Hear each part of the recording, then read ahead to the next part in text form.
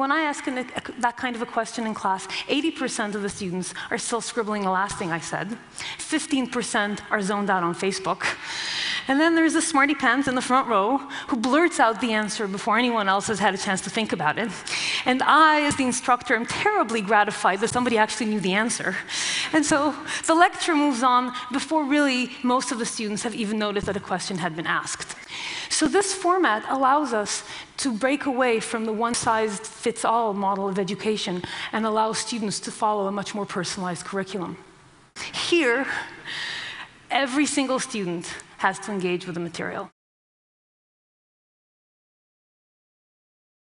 Imagine learning to ride a bicycle. And I give you a bicycle, maybe I give you a lecture ahead of time, and I give you that bicycle for 2 weeks, and then I come back after 2 weeks, and I say, well, let's see, you're having trouble taking left turns, you can't quite stop. You're an 80% bicyclist. So I put a big C stamp on your forehead, and then I say, here's a unicycle. In a traditional model, if you did a snapshot assessment, you say, oh, these are the gifted kids, these are the slow kids. Maybe they should be tracked differently. Maybe we should put them in different classes. But when you let every student work at their own pace, and we see it over and over and over again, you see students who took a little bit extra time on one concept or the other, but once they get through that concept, they just race ahead. And so the same kids that you thought were slow 6 weeks ago, you now would think are gifted. Arm the teachers with as much data as possible, really data that in almost any other field is expected if you're in finance or marketing or manufacturing, and so the teachers can actually diagnose what's wrong with the students so that they can make their interaction as productive as possible. These teachers have used technology to humanize the classroom. They took a fundamentally dehumanizing experience, a bunch of 30 kids with their fingers on their lips, not allowed to interact with each other. A teacher, no matter how good, has to give this kind of one-size-fits-all lecture to 30 students, blank faces, slightly antagonistic, and now it's a human experience. Now they're actually interacting with each other. A lot of the effort in humanizing the classroom is focused on student-to-teacher ratios. In our mind, the relevant metric is student to valuable human time with the teacher ratio. So in a traditional model, most of the teacher's time is spent doing lectures and grading tests and whatnot. Maybe 5% of their time is actually sitting next to students and actually working with them. Now, 100% of their time.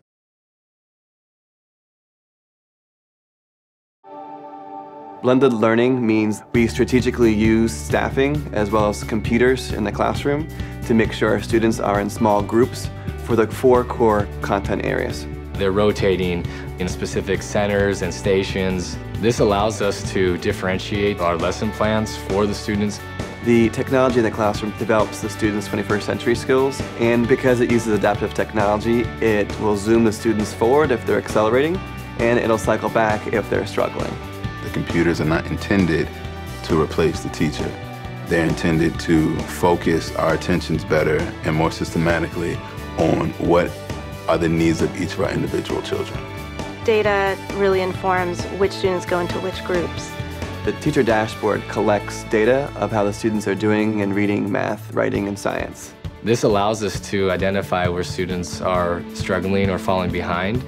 By having our students rotate on and off the computers throughout the day and working in small groups with their teachers, they're receiving a much better education and they're loving the learning process. You have 25 different learners, individuals in your classroom. How do you speak to all of them and to their needs? What you can see in my classroom with blended learning that you cannot see with a typical classroom is complete differentiated instruction. We have actually 4 different classes going on at once. The work they do on the computers is aimed at exactly what they need. If they're behind or struggling with something, it helps them catch up. And if they're ready to move on, it helps them accelerate and go way beyond. I can log in as a teacher and see what each student did and how many times they've done this, where they're stuck. I can then say, okay, well, these are all the kids that had a hard time. We can do a small group with them using a different approach. Digital learning is a tool. It's a tool that good teachers in a good school can use to get even better academic results. It allowed me, as a math teacher, to basically come up with more challenging type work or more work that got them to critically think.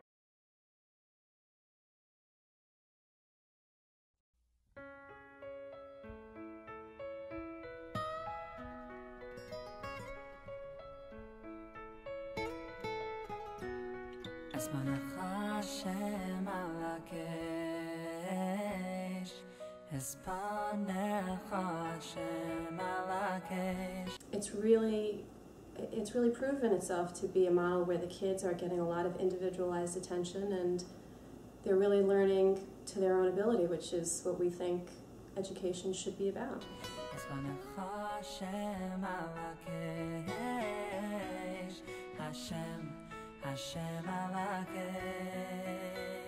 By collecting the data, we're able to create a personalized learning experience for each and every student, and they are more engaged because they are learning exactly what is appropriate for them, and they're being challenged at their own levels at a pace that's appropriate.